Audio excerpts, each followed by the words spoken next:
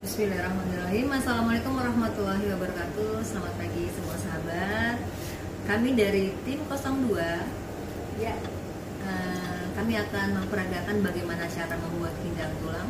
Di sini saya tidak sendiri, saya Siti Wigati dan ini ananda saya Nini.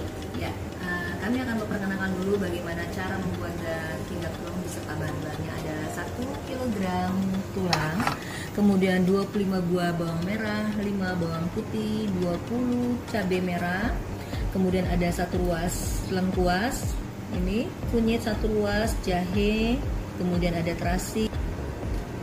Sini ada air asam, ada kaldu, ada gula putih, garam, kecap manis, kemudian pelengkapnya adalah cabai hijau, cabai merah keriting seperti ini, tomat, kemudian ada nanas, daun bawang, serai, dan daun salam. Ya, pertama-tama kita masak air mendidih dulu. Ini airnya sudah mendidih, kita masukkan 1 kg tulang. Kenapa air mendidih? Biar proses masak tulangnya juga lebih cepat ya. Kemudian masukkan air asam, ya, ditutup kembali. Dan kita tunggu sampai dengan tulangnya lembut.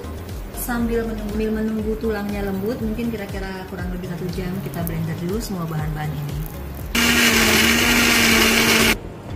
Ini bumbu yang setelah di blender. Ini lengkuasnya tidak di blender tapi digeprek saja, nanti masuknya barangan dulu. Oke, kami tidak menumis bumbu, tetapi dicemplungkan aja ke dalam tulang yang sudah mendidih tadi. Kurang lebih 1 jam, ini sudah agak setengah matang tulangnya, kita masukkan bumbunya.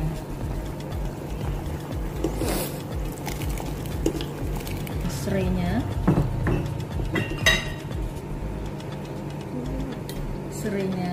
ya, masuk. Laos yang tadi sudah digeprek dan daun salam serta 2 buah. Daun salamnya 3 ya, 3 lembar.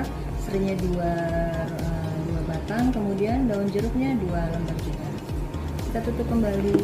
Setelah itu kita tunggu sampai matang. Setelah 10 menit bumbu meresap masuk ke dalam tulang, seperti yang sudah meresap, kita masukkan garam.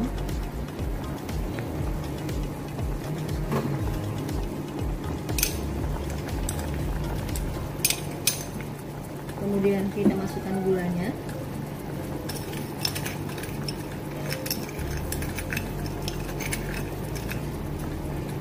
Lalu kita masukkan kaldu. Ini skip aja kalau nggak suka ya.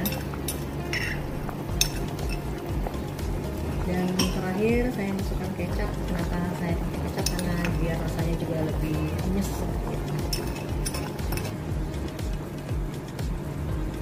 Tulangnya sudah lembut. Sebentar lagi proses pematangan. Kita masukkan terakhir adalah aksesorisnya, ada cabai hijau sama cabai merah.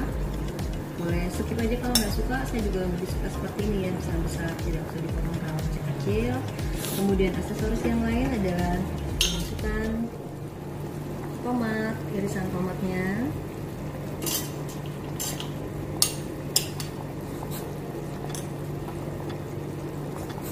daun bawangnya. Daun bawang irisnya nggak usah terlalu halus, kecil seperti ini saja, sedang. Kemudian terakhir kita masukkan nanasnya.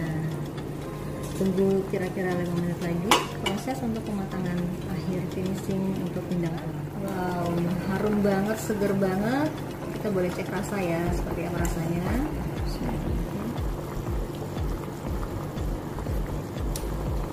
Mantap banget, pas asamnya ada, rasa gurihnya ada, semuanya lengkap di sini.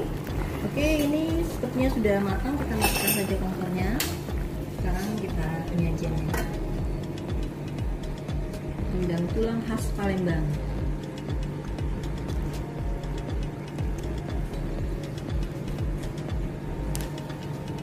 Ini pindang tulang itu adalah makanan yang paling banyak digemari ya, walaupun bukan dari Palembang, ini sangat banyak sekali penggemarnya.